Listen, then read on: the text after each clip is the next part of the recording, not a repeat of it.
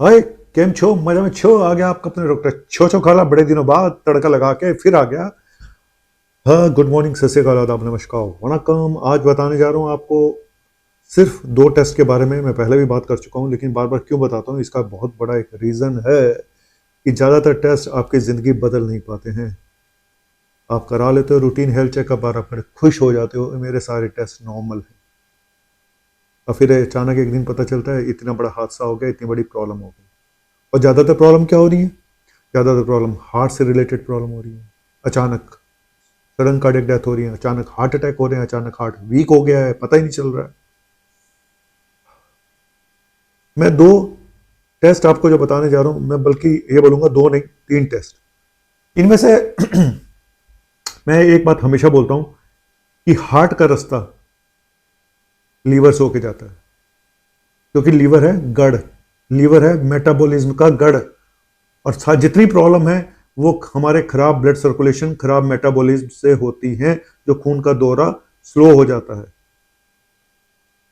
ठीक है, चाहे वो आपकी डाइट की वजह से हो, चाहे वो आपके लाइफस्टाइल की वजह से हो, चाहे वो आपके एडिक्शन की वजह से हो, चाहे वो आपके जेनेटिक्स की वजह से हो, जिसकी भी वजह से क्यों ना हो, लेकिन रास्ता सबका लीवर से होके जाता है।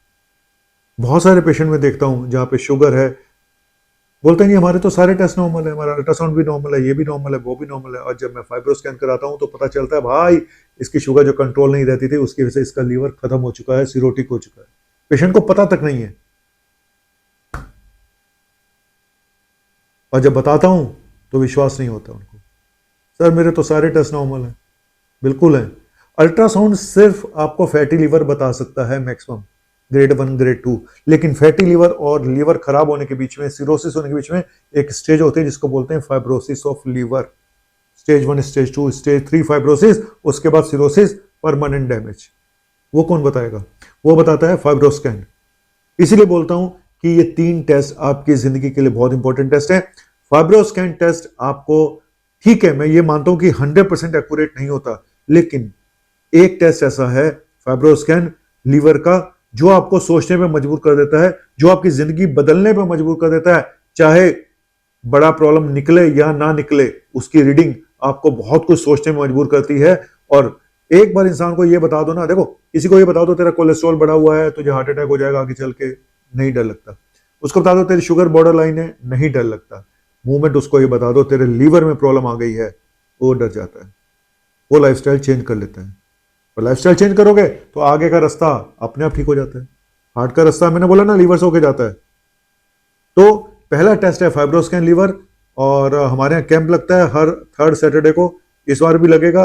और आप खुद, जिनको विश्वास नहीं होता, मैं आपको दिखाऊंगा कि हर कैंप में 2-3 पेशेंट ऐसे होते हैं जिनके लीवर परमानेंट डैमेज हो चुके हैं और उनको पता तक नहीं। और लीवर डैमेज होने के सबसे बड़े कारण हैं, एक तो मोटापा, दूसरा शुगर, तीसरा अल्कोहल। बस ये तीन सबसे बड़े रीजन है। ठीक है, तो जिन जिनको ये प्रॉब्लम है वो तो जरूर अपना फाइब्रोस्कैन टेस्ट कराएं। सब्सिडाइज रेट पे होता है उस दिन, चलिए वो तो एक अलग इशू हो गया।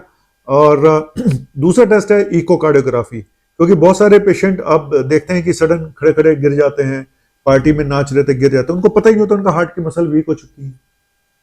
तो वो कैसे पता चलेगा? वो इकोकार्डियोग्राफी से पता चलेगा। इकोकार्डियोग्राफी एक तरह का हार्ट का अल्ट्रासाउंड है। ठीक है, और तकरीबन मेरे ख्याल से 2000 रुपए के आसपास में ये हो जाता है। तो इको आपको बताता है आपकी मसल कितनी वीक है, कितनी स्ट्रांग है। नॉर्मल मसल जो होती हैं 55 से 60% तक जो उसका फंक्शन होता है, इजेक्शन फ्रैक्शन, वो होता है। ठीक है, तो उससे पता चल जाता है कि आपकी हार्ट की, तो तभी जो सडन कार्डियक डेथ होते हैं इन पेशेंट्स में बहुत ज्यादा होती है, जिन लोगों को हार्ट की मसल वीक हो चुकी है। और कोविड के बाद से पता नहीं है किस किस के अंदर क्या क्या हो रहा है, भाई किसी को नहीं पता। अगर आपका चलने में सांस फूलता है, कभी आपको घबराहट होती है, कभी धड़कन होती है, वीकनेस बहुत ज्यादा लगती है, तो अपने इकोकार्डियोग्राफी करा के एक बार जरूर देख लें। बीपी हाई है तो भी जरूर देख लें, शुगर है तो भी जरूर देख लें। ठीक है, चलिए अब आखिरी टेस्ट पे आता हूं, जो कि सबसे इंपॉर्टेंट टेस्ट है। इतने सारे हार्ट अटैक, और मैं इस बात पे तो बहुत सारी बात बता चुका हूं कि जब आप 40 साल से ऊपर की उम्र है, आप या 35 साल से ऊपर की उम्र है, आपको शुगर है, बीपी है, कोलेस्ट्रॉल है, वजन ज्यादा है, आप स्मोक करते हो, बड़ी सारी ऐसी जेनेटिक हिस्ट्री है, फैमिली हिस्ट्री है, तो भाई इससे पहले कि आपको हार्ट अटैक आए, इससे पहले कि आपकी ब्लॉकेज इतनी बढ़ जाए कि डॉक्टर बोले स्टंट डालना पड़ेगा, डॉक्टर बोले बाईपास सर्जरी करानी पड़ेगी, आपके पास एक रास्ता है पहले से ही पता लगाने का। पहले से पता लग जाए तो आप अपनी लाइफ को चेंज कर लेते हो। सच बता रहा हूं, जो लोग नहीं चेंज करते पता लगने के बाद भी, वो तो मूर्ख है, वो महामूर्ख है। उनका तो कुछ हो नहीं सकता, क्योंकि उनको इस हेल्थ की वैल्यू नहीं है। लेकिन ये टेस्ट है जो मैं पहले बता चुका हूं, सिटी कोरोनरी एंजियोग्राफी। बहुत सारे लोगों को ये डाउट होता है जी सर किडनी खराब हो जाएगी, किडनी खराब हो जाएगी। सर पहले किडनी फंक्शन टेस्ट करा के ही ये टेस्ट किया जाता है। एक इंजेक्शन दिया जाता है, सीटी स्कैन से फोटो खींच ली जाती है, और अच्छी लैब से अगर कराएंगे 90% तक एक्यूरेसी है इस टेस्ट की। अगर ये टेस्ट नॉर्मल है तो समझ लो भाई तुझे कुछ नहीं है। लेकिन अगर थोड़ा बहुत भी निकला है, 25%, 30%, 35%, 40%, 50%, आप अपने लाइफस्टाइल को चेंज कर लेते हो। आप स्टेटिन, इकोस्प्रिन, एंटीप्लेटलेट देके बीमारी को बढ़ने से रोक सकते हो।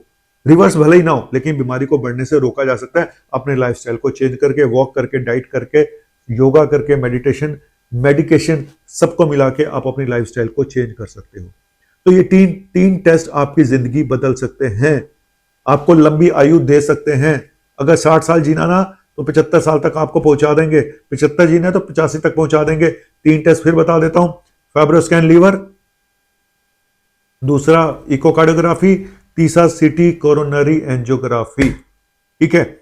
और टेस्ट के साथ देखो, टेस्ट कराने का सिर्फ एक ही फायदा होता है कि आप अलर्ट हो जाते हो। आप अभी तक हवा में जी रहे होते हो। आप जवान जो 35 से 40 45 साल की उम्र होती है ना, ये बहुत खतरनाक होती है, क्योंकि आप जवानी के उस दौर में होते हो जब जवानी अभी है और पैसा भी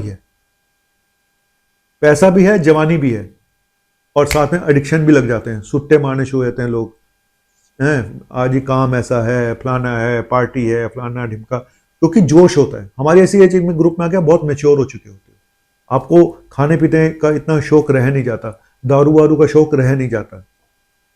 कुछ लोगों को रहता होगा, इस उम्र में भी रहता है, ऐसा नहीं है, लेकिन फिर भी हमारी एज तक आ जाता है, बहुत मैच्योर रहता है। लेकिन हमारी एज तक पहुंचो तो आप तो 35-40 में टपक जाते हो, 45 में टपक जाते हो। रीजन मैंने बताया, वो एज सबसे खतरनाक होती है जब दारू का जोश होता है, जब सुट्टे का जोर होता है, जब काम का जोर होता है, आपके ऊपर स्ट्रेस भी बहुत ज़्यादा होता है, उसके साथ पार्टियां भी होती हैं, उसके साथ साथ हसीनाएं भी होती हैं, उसके साथ साथ पता नहीं क्या क्या चल रहा होता है मेरे भाई। तो ज़िंदगी बाहर निकलो इन सब चीज़ों से।